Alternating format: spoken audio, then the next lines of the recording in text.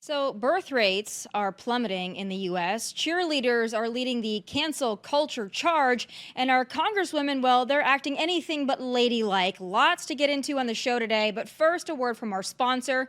Have you ever wondered what happened to the legendary Chuck Norris? Well, I recently saw a video he made, and I was quite honestly shocked because he's in his 80s and he's still kicking butt and working out and staying active.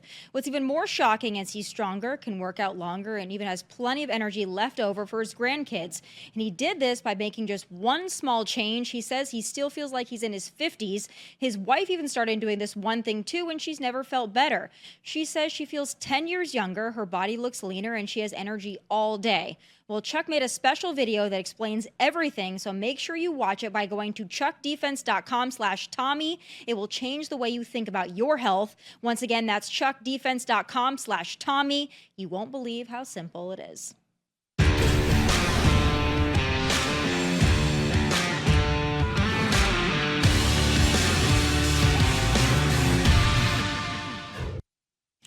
Folks, if you're wondering why birth rates in America are down, well, it's not really that hard to figure out. I used to think that screaming children were the best form of birth control, but then 2016, the election of Donald Trump came along, and liberal women proved they are truly the best form of birth control just in and of themselves. There are countless examples of this, and the most obvious being the green hairs with gauges and body odor. You know the kind. But as it turns out, insufferable liberal women don't just come in one shape, size, or hair color. Turns out even the ones who look more normal are in fact not. Sometimes you can't tell they're crazy at first glance. Sometimes it takes further observation to suss it out. But sometimes angry, liberal, insufferable women are packaged very discreetly, and you have to wait for them to introduce themselves via social media to really just take it all in. Women like this former Kansas City Chiefs cheerleader who has taken it upon herself to take down Harrison Butker, though she has not the power, influence, or authority to do that, yet she decided to give it a try. First and foremost, until a few months ago, we were both employed by the Kansas City Chiefs. I cheered you on for 6 years straight. And with that, I would assume we went to the same PR training. But since all of that obviously left brain when you went to go give that speech, I thought I'd be a good coworker. Share my notes. Let's get started. These biggest takeaway is you now represent a $1 billion organization. You are no longer just Harrison Butker. You are now Harrison Butker, who plays for the Kansas City Chiefs. And anything you say or do that doesn't align with that brand, scissoring just like the lesbians you hated in that video, will be grounds for termination. I love how she thinks she has the power to call for the termination. She's a former cheerleader. Even as a current cheerleader, she wouldn't have the power or authority or influence to do any of that, but she feels really good about herself, perhaps the best she's ever felt about herself, sitting on TikTok making videos about somebody who neither knows nor cares who she is. But the owner of that team that she's referring to is actually standing by Harrison Butker, and no one knows or gives a literal crap what the former cheerleader on TikTok has to say about the employment status of literally anyone in the world, let alone a player on the Kansas City Chiefs or any NFL team for that matter. But that right there, my friends, that is why birth rates are down in the United States of America. It is liberal women, liberal, bitter, usually unattractive women that are causing this. I'm often very tough on men in America, and for good reason, because a lot of men in America are failing. A lot of men in America are not grown up. A lot of men in America are soft. But it is liberal women in America that are also causing us great distress and, quite honestly, embarrassing the entire gender for the rest of us who happen to be normal and not completely and totally insufferable, though I understand that might be a matter of opinion. But we've got to move on now to another insufferable woman, Representative Jasmine Crockett from the great state of Texas, who is still on her media tour and enjoying every single moment of it, not because she has accomplished anything. That's not why she's being asked on all of these shows, but rather because she called her fellow representative and Congresswoman Marjorie Taylor Greene a bleach blonde with a bad-built butch body. Again, I thought it was against all leftist credo to talk about women's body of any type, shape, or form, especially when you refer to it as butch, which I think is actually a dog whistle making fun of lesbians, but whatever. I agree, MTG is not blameless in any of that exchange. I've made that very clear. They're both incredibly embarrassing. But why is it that Jasmine Crockett can go around insulting not only Marjorie Taylor Greene, but half of the country, and somehow, in the eyes of the media and the left, that makes her strong, that makes her tough, that makes her a girl boss? I also took this as an opportunity to again flex on MAGA and let them know that I will always be smarter than you. Oh, she thinks she's smarter than all of us, smarter than Mega. Now, listen, if she was just talking about Marjorie Taylor Greene, I might be able to excuse it. If she thinks that she is somehow smarter, whatever. But the fact that she is categorizing the millions, the tens of millions of Americans who voted for Donald Trump and professing on national television that she is indeed smarter than all of us, well, I beg to differ, but don't just take my word for it. I want to have a larger discussion, so let me bring in the Divested Diary podcast host, Sharika Soal, to share her take on all of this. It's great to have you. Thank you for having me. So I want to jump right in and talk about Jasmine Crockett. Now, listen, I thought this would have fizzled out over the weekend. They've exchanged their back and forth here. We've got the Crockett clapback collection wherein she's celebrating the fact that she called a fellow congresswoman a bleach blonde with a butch, bad-built body, but she's still on her media tour, and she's also reiterating her perception of it, that everything that's being discussed here is a matter of racism. So I want to get your take on it as a fellow black woman. Marjorie Taylor Greene talking about her eyelashes. Does that to you signal racism?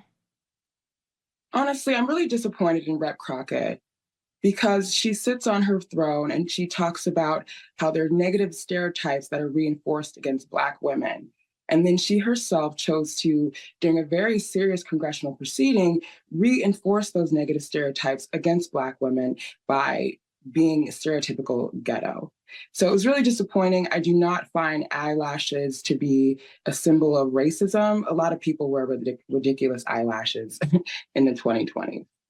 Yeah, exactly. I mean, black women, white women, Asian women, I mean, Hispanic women, a lot of women wear eyelashes, and a lot of those eyelashes are, quite frankly, far too long. And that's just a fact of the matter. Everybody has their personal preference. They can dress and wear whatever they want. But I think, to me, the fact that she's going on this media tour and the left is just eating it up, like somehow she's now this savior, that she represents black women, I think that that's, quite frankly, embarrassing because she conducted herself really poorly. I'll also say, I don't look at Marjorie Taylor Greene and I don't say, she represents white women. That would be embarrassing to me. I'm not going to claim that, but for some reason, there seem to be a lot of not only leftists, but also leftist Black Americans who seem to think that Jasmine Crockett is the best representation of what they have to offer. I also find that really disappointing. But we're talking about the Democrat Party here, and the Democrat Party itself is losing a lot of black support in America. President Biden losing a lot of black support. It seems to be a topic he can't escape. But he's recently made some speeches wherein, at Morehouse, talking about how black people have to work 10 times as hard to be taken seriously, to be recognized. Now, wherein in some cases that might be true, I think that that's honestly really condescending to say to people that they are inherently oppressed, and I'm interested in your take on it. The Democrats kind of lost their way. They forgot that MLK talked about the content of people's character, and they've just gone about and just picked any person that's Black and support the party. And as we can see with people like Rep. Crockett, it doesn't really work. It's not actual progress. Nothing's actually being done. It's just name calling and feel sorry for me because I'm Black. I think that Black Americans need to wake up and realize that a lot of them are, constituents of Crockett are struggling to pay their bills, struggling to put groceries in their house, struggling to pay for childcare. And if they continue to vote for people like Biden, if they continue to be emotionally reactive to things like, name calling and racism and all that, they're not going to be able to afford Wi-Fi. They're not going to be able to afford anything. And then where will we be? They won't even be able to use their phones to get online and complain. It's basically where I'm at. Yeah, I also think it's interesting when we're talking about, just going back to the Crockett thing for just a moment here, her calling out the racism and what she calls a dog whistle about the eyelashes, this, that.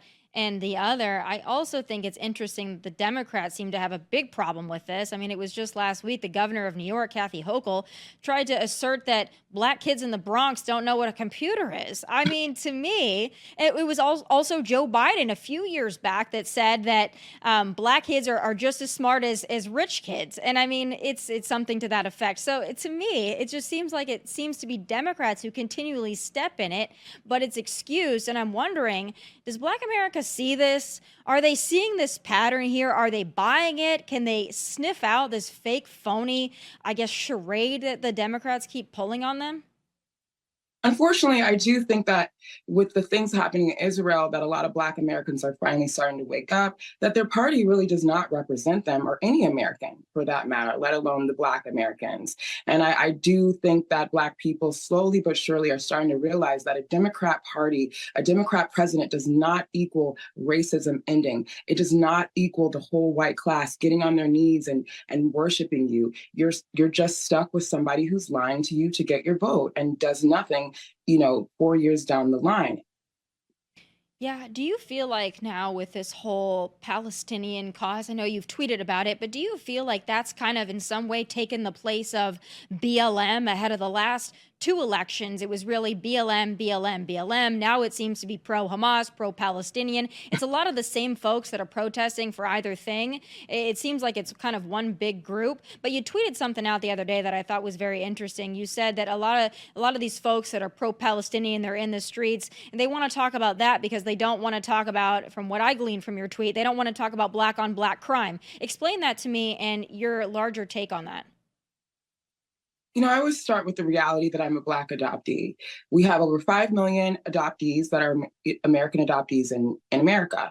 Over 40% of those are Black. And over 33% of those adoptees are Black people adopted by white people. So for me, it's very silly for a party that is telling everybody that, they need to treat us with respect, and they don't seem to care about what's happening to Black children. And if they were to put that focus on what is happening to Black Americans, Black children, they would see that the common denominator is dangerous, violent Black people abusing their children. And if they actually took a look at that, they took a real serious look at that, they would realize that racism from white people or whatever is going on blackface is the least of our problems. What's hurting Black people the most is what starts in the home.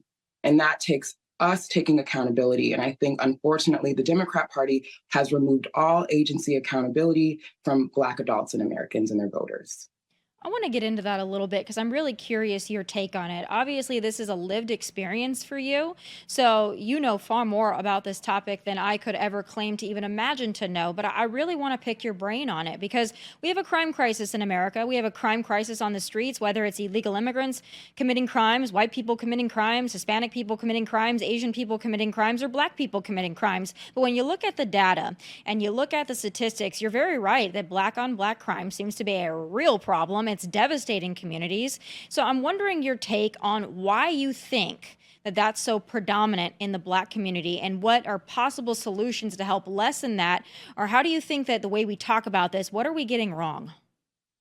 I think when slavery ended and when we got to a place in the civil rights movement, it was because white people took a hard look at what was happening and they decided, what, some of these behaviors aren't good, we need to change. And this has never happened for Black people. There's never been a moment of us all coming together and saying, what are we doing to contribute to the violence and the crime rates in America? And the Democrat Party also does not require that. And so it's just gotten completely out of control. And you do have people who are Black and are younger, maybe 18 to 24, who do believe that they are entitled to commit acts of violence. They are entitled to loot. They're entitled to steal and all of this stuff because they are Black.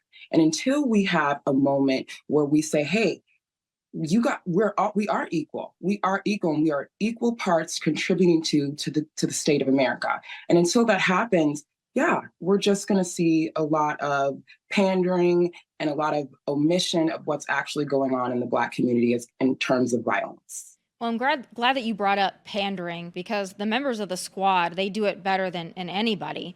Representative Cori Bush, she said a lot of things. She has said before she wants to defund the police, but she has her own security because she is more important for the cause, and told people to really suck it up and get over it in response to that. But now she's back. She's talking again about how black men are being targeted in America by police officers, inherently by white people.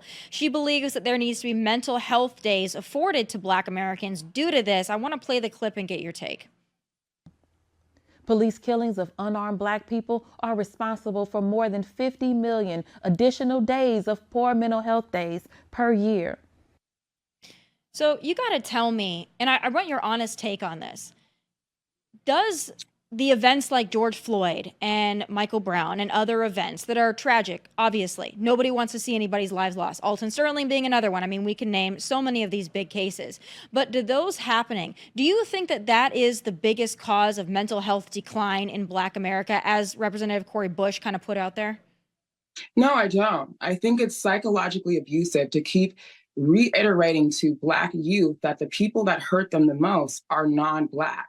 The truth is, Black youth, Black people are hurt inside their homes by toxic family members, violence, and just overall dysfunction.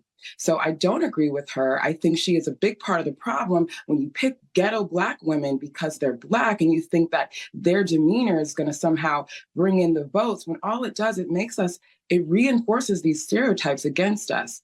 Again, Black people are mostly hurt by Black people. And until both parties, in my opinion, really, really demand some type of accountability, this type of behavior, these type of videos, these type of moments from our Black Democrats is going to continue to happen because they can get away with it. They know better the data than anybody else. That's what Congress is about, collecting the data, seeing what's going on, and setting laws to counteract some of those things that's happening. These people are not naive to how dangerous Black people actually are to their children. I want to talk again about Joe Biden, because a couple of things on his platform. I mean, he just did a speech the other day, again, talking about how, it is Republicans who want to erase Black history. He said, like I mentioned before, his commencement speech, talking about how Black people are just naturally at a disadvantage. He said a lot of these things. Another one of the things that he's putting on his platform to really lure in, or think he's luring in, Black voters is he's talking about essentially declassifying marijuana from a class 3 to a class 1, or maybe it's the other way around, but essentially decriminalizing weed, or making moves to decriminalize weed. And he thinks that that's really going to get the Black vote. What do you make of that? And do you think that that's really important to Black voters right now? Joe Biden is extremely racist. Every time I hear him speak about Black people, it just comes off as really racist. He only sees us one way. Of course, he thinks if he gives, the gangbangers some free weed that they'll come in and vote. And I'm sorry, Joe, the gangbangers are not going to fill out that mail-in ballot. They're not going to take a day off of crime and gangbanging to come and vote for you. He's just doing it at this point because I feel like they really don't understand the community, and what's worked in the past, they think is going to keep working. But unfortunately, Black people are waking up to this type of rhetoric, and it's not going to work this time around, I do not believe. There's also a crisis in America, and it's really all races, of young people committing acts of violence. Just the other day, there was a kind of a budding rapper who shot himself in the head on social media. He didn't know the gun was loaded. He was making a fool of himself, waving a gun, shot himself in the head. I mean, to me, that is so horrifying, so deeply disturbing. But we're also seeing a rise in young people beating the crap out of one another, beating the crap out of people who are not fighting back, putting it on social media. There's just a recent case where this is a skating rink of all places. A dispute broke out. People are fighting each other at a skating rink. These are young people. This is a real problem with young people. And you mentioned kind of the increase in fatherlessness homes. And that's not just with Black America, that's in white America. We've got a real crisis here of young people. But from your experience as somebody who's kind of been in that kind of system, who has seen the adoption process, that's seen kind of the struggles of children in America, what do you think is causing this? It seems to be worse than ever. Honestly, right now we have a big TV network. It's a streaming app called Zeus network. And on that network, they have a plethora of shows that are all centered around people of color, very young, between 18 to 25. Some are older, but for the most part, they're very young, being paid to beat each other up.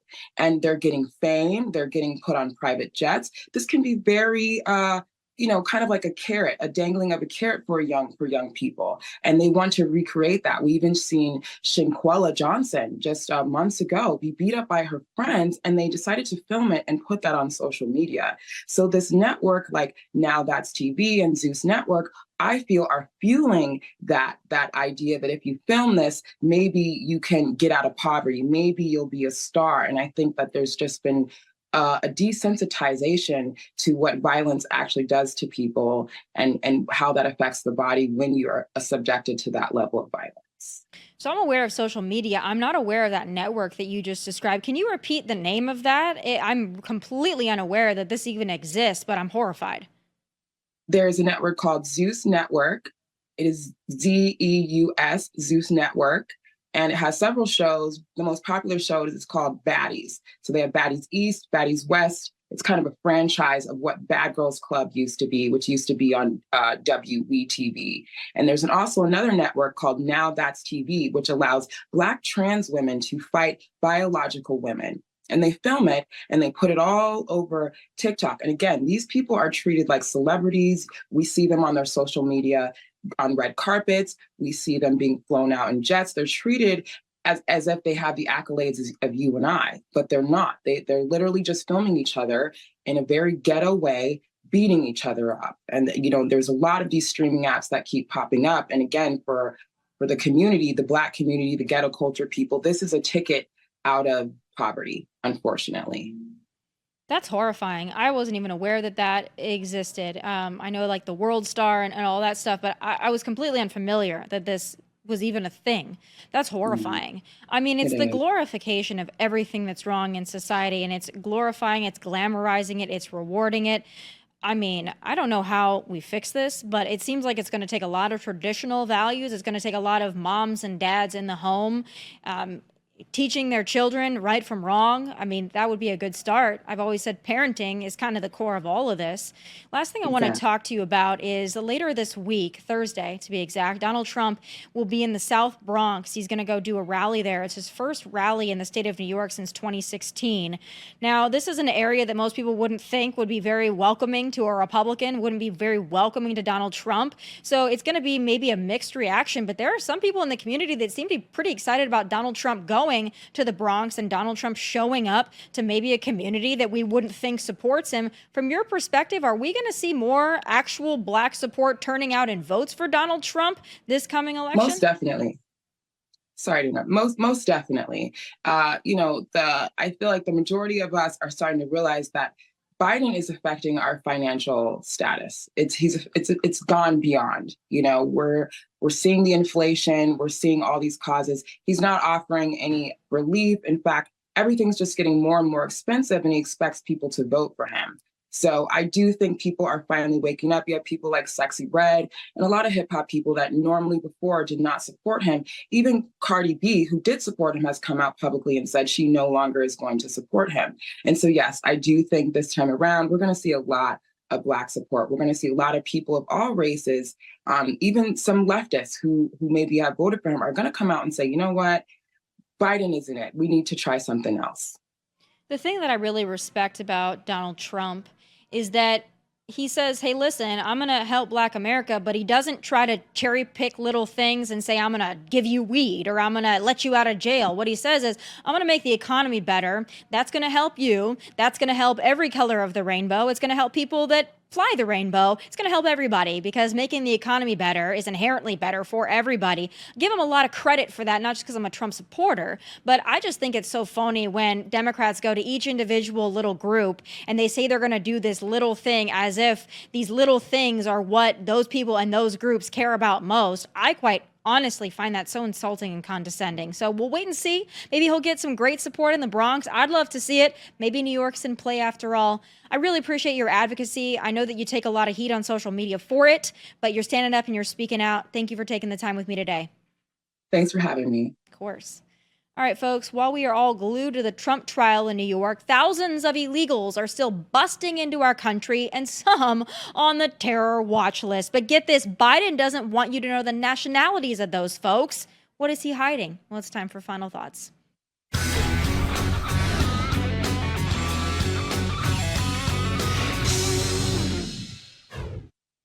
So we've all been super distracted by the Trump hush money trial in New York City, and I get that. But while we are fixated on the courtroom drama for the no-crime criminal witch hunt, we are allowing Biden and Democrats to get away with the mass invasion at our borders. Last month, we learned, only after a Freedom of Information Act request, that Biden's DHS has already allowed hundreds of thousands of illegals to fly directly into the United States, be paroled, given work authorization, and eligible for assistance at our expense. 80% of those folks were flown into Florida. But there's more on this illegal invasion scam they're trying to hide from you.